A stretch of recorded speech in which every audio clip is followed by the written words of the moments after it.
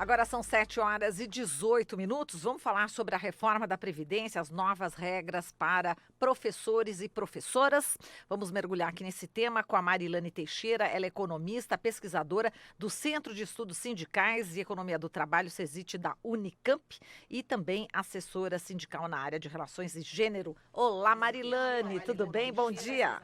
Olá, tudo bem? Bom dia para você também. Bom, Marilane, agora vamos falar sobre as novas regras, né, que foram já discutidas, né, que teve a votação da proposta da reforma da Previdência. A Câmara aprovou por 465 votos a 25 regras mais suaves aí de aposentadoria para professores que já estão na ativa, não é isso? A gente tem aqui as idades, né, como é que estava e como é que ficou, né? Foi aprovada, portanto, a idade mínima de 55 anos para professores que já estão na ativa e 52 anos para professoras. E a idade mínima antes era 58 anos para professores e 55 para as professoras. É isso, né, Marilane? Ela É está no isso mesmo, Skype. exatamente. Eu acho que não tem um conjunto de, eu acho que de medidas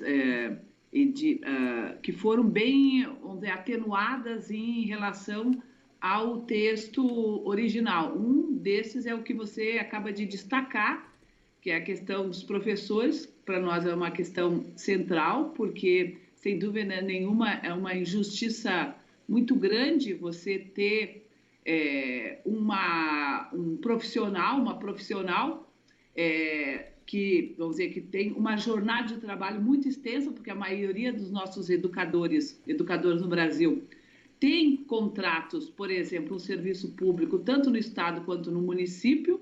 Na iniciativa particular, muitas vezes são professores que têm que se dedicar durante os 3 turnos do dia, manhã, tarde e noite. Imagina multiplicar isso por 40 anos de trabalho, né? Então, eu acho que foi uma vitória importante, teve a oposição teve um papel muito importante nesse processo todo de discussão, tanto na comissão, naquilo que diz respeito às questões que o relator já havia excluído do texto final, quanto nesta votação em plenário, quando amenizou não só em relação à questão dos professores e das professoras, mas também em relação à idade mínima de contribuição dos 15 anos para os homens. Para as mulheres já constava, né, do relatório inicial que foi apresentado em plenário. Então, eu considero que a gente teve vamos dizer, vitórias importantes, mas eu acho que nós precisamos reconhecer que o texto ainda é muito ruim.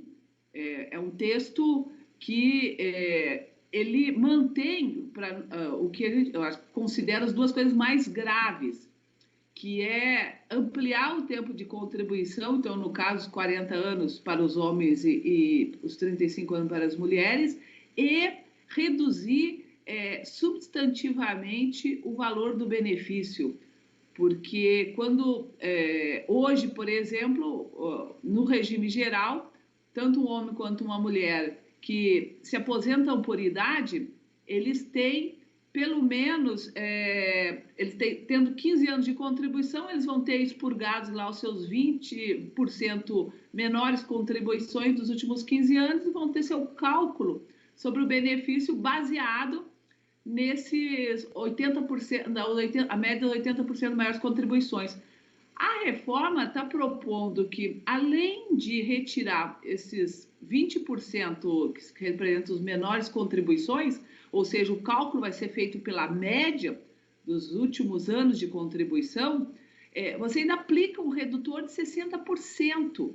Isso implica em que, e é isso que eu acho que as pessoas precisam entender, é de que hoje, em condições, vamos dizer, normais, a partir das regras atuais, uma pessoa que tem um salário em torno de R$ 2.500, ela vai ter uma aposentadoria mais ou menos em torno disso, R$ 2.000, etc. As regras novas, elas implicam uma queda de pelo menos metade do do valor do benefício. Então, quem hoje se aposenta com R$ 2.000, certamente, na reforma, ela vai se aposentar com um valor em torno de R$ 1.200, com um valor de R$ 1.000. Então, isso é muito grave, porque isso vai acentuar demasiadamente a desigualdade na nossa sociedade.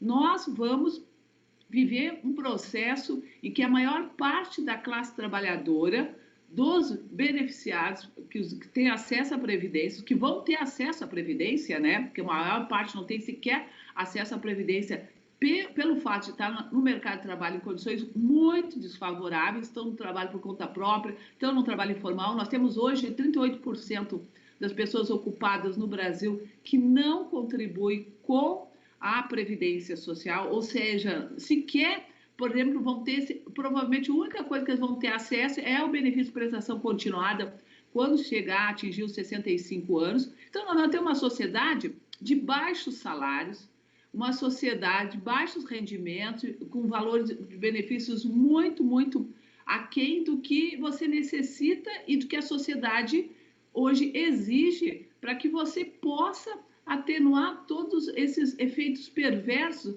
de uma sociedade estruturalmente muito desigual, com o mercado de trabalho muito desigual, com diferenças de salários enormes,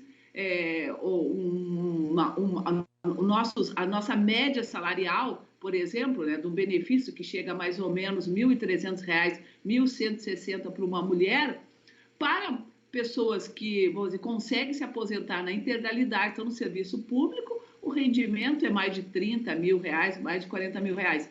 Então, acho que a gente precisa alertar para esses aspectos, porque nós ainda não concluímos esse processo. Esse processo foi concluído apenas na primeira parte, né? Então, teve a primeira votação. Vai ocorrer uma segunda votação em agosto, e nós temos um período agora, eu acho que nesse período aí que o Congresso entra em recesso, para poder voltar a debater com a sociedade e alertar que nós ainda precisamos alterar aspectos fundamentais que ainda se mantêm e que foram preservados nessa primeira votação da semana passada da reforma. Marilane, queria voltar para a questão dos professores, porque a gente sabe que está numa época de disseminação de fake news e de conceitos bem equivocados, para dizer o mínimo, e muita gente avaliou aí, algumas pessoas em redes sociais, dizendo que essas condições especiais para o professor seria uma forma de privilégio.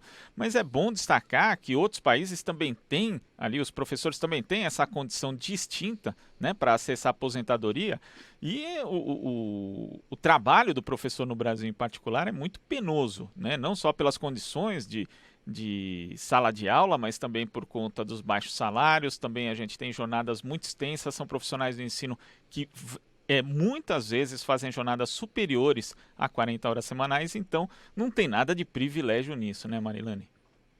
Claro, não tem absolutamente nada de privilégio. Se você olha as condições de trabalho do educador, da educadora no Brasil, é exatamente isso, né? Quem hoje é responsável por a educação infantil, ensino fundamental, ensino médio, você tem salas de aulas superlotadas, com todos os problemas de controle de disciplina, assiduidade, que é inerente, né, ao nosso processo educacional, que precisa ser enfrentado. Você tem a maioria dos professores de serviço público no estado, do município, recebe salários muito baixos, em torno de R$ 2.500, R$ 3.000 no máximo, dependendo do estado, dependendo do município, a situação piora.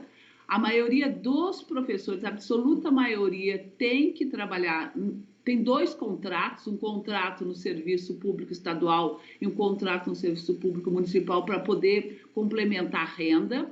Uma parte significativa tem que trabalha pela manhã, tarde e noite nas escolas. Então, essa é a realidade da educação no Brasil. Você tem que, muitas vezes, é responsável por diferentes disciplinas, por turmas bastante heterogêneas, enfrenta diferentes tipos de problemas em sala de aula, muitas vezes por falta de recurso, falta de material didático, por falta de apoio. Enfim, nós temos assim uma infinidade de questões que a gente poderia, contando que isso não afeta outras categorias, porque o professor, além de tudo, a maioria deles leva trabalho para casa, porque é em casa que nós, por exemplo, corrigimos provas, é em casa que nós, por exemplo, corrigimos trabalhos, é em casa que nós somos criativos no sentido de pensar e desenvolver conteúdo em sala de aula que possa motivar os alunos e alunos para aquela determinada disciplina, porque na maioria das vezes as escolas não dão absolutamente nenhuma condição, nenhuma estrutura, tempo inclusive, para poder desenvolver atividades pedagógicas e atividades que possam permitir que se possa interagir com outros professores, inclusive no sentido de melhorar o processo de ensino e aprendizagem. Esse é um processo que é feito basicamente de forma isolada, individual, pelo trabalhador, professor, né, em casa, e isso não é considerado, por exemplo, na jornada de trabalho. A jornada de trabalho é considerada unicamente o período que você está em sala de aula. Então, é injusto e, vamos dizer, as críticas que são feitas, considerando que a maior parte das pessoas que fazem as críticas são justamente aqueles que em algum momento da sua vida já frequentaram sala de aula, já viveram essa experiência e sabem perfeitamente qual é o papel do educador e da educadora nesse processo de ensino, de aprendizagem, inclusive na sua formação profissional, e não só profissional, na sua formação, inclusive, do ponto de vista da cidadania, de perspectiva de vida e de sociedade, né? Verdade. Marília, fora a mulher, né, que chega em casa, ainda tem que fazer a comida, cuidar da garotada, fazer um monte de coisa. Né? Exatamente, exatamente. E uma parte, inclusive, tem que correr em casa ao meio-dia para poder garantir o almoço, garantir as atividades da tarde e depois vão retornar novamente à escola para poder seguir na sua jornada de trabalho. É exatamente isso. E Marilane, só para a gente também alertar as pessoas, né, que estão querendo ingressar, né, nessa carreira tão linda, né, de professor, professora, e a gente sabe que a idade mínima vai permanecer, né, para quem vai entrar agora, isso. 60 anos para o homem e 57 anos para a mulher, idade mínima para se aposentar, né? Isso exatamente. Por exemplo, uma pessoa que porque você ingressa na carreira mais ou menos em torno dos 22, 23 anos. Então, algumas, inclusive, até mais cedo. Vamos supor que você ingressa em torno dos 22 anos. Para uma mulher, os 57 anos significa 35 anos de trabalho, né? Vão ser 35 anos de trabalho, o que é a idade, o tempo de contribuição, né, de hoje, segundo aí as regras que foram aprovadas na semana passada, o número de contribuições para que a mulher possa ter acesso à aposentadoria integral. Então, 35 anos provavelmente em sala de aula, né, de forma ininterrupta, que eu considero que, eu acho que a gente tem que, inclusive, aproveitar essa oportunidade para alertar e estimular, incentivar a carreira que está sendo tão fortemente atacada, né, por essas discussões todas que hoje envolvem não só o tema da Previdência, mas também em relação ao ensino público, né, neste país. É uma carreira fundamental, áreas fundamentais, não só nas exatas, como nas ciências humanas também, na sociologia, na filosofia, ciências sociais, que precisam ser estimuladas e que precisam ser reforçadas e fortalecidas nesse período tão difícil. Então, acho bem importante que a gente possa aproveitar essa oportunidade que vocês estão nos oferecendo para também ajudar a divulgar a importância do professor e da professora nesse contexto e daqueles que estão decidindo neste momento qual vai ser o seu futuro, né, a sua profissão. Acho que é uma área excepcional e que precisa muito ser estimulada nesse contexto e ter regras mais brandas para os professores e as professoras. É uma questão de justiça, é uma questão de direito para uma profissão que é tão duramente atacada, que é tão pouco valorizada, não só do ponto de vista profissional, mas do ponto de vista, inclusive, da remuneração, porque é um escândalo que as pessoas que são responsáveis pela nossa educação, pelo futuro da sociedade, recebam salários que possam ser comparados, por exemplo, a um trabalho que às vezes não exige nenhum tipo de qualificação, que não exige nenhum tipo de contato humano e que é muitas vezes muito mais valorizado e muito mais reconhecido socialmente que o trabalho realizado pelos nossos educadores e educadoras. Tá certo, Marilena. A gente agradece aqui a sua participação, toda essa sua análise. Muito obrigada. Um grande abraço para você. Obrigada, um abraço para vocês também, um bom dia para todos nós. Bom dia. Falamos aqui com a Marilene Teixeira, economista da Unicamp.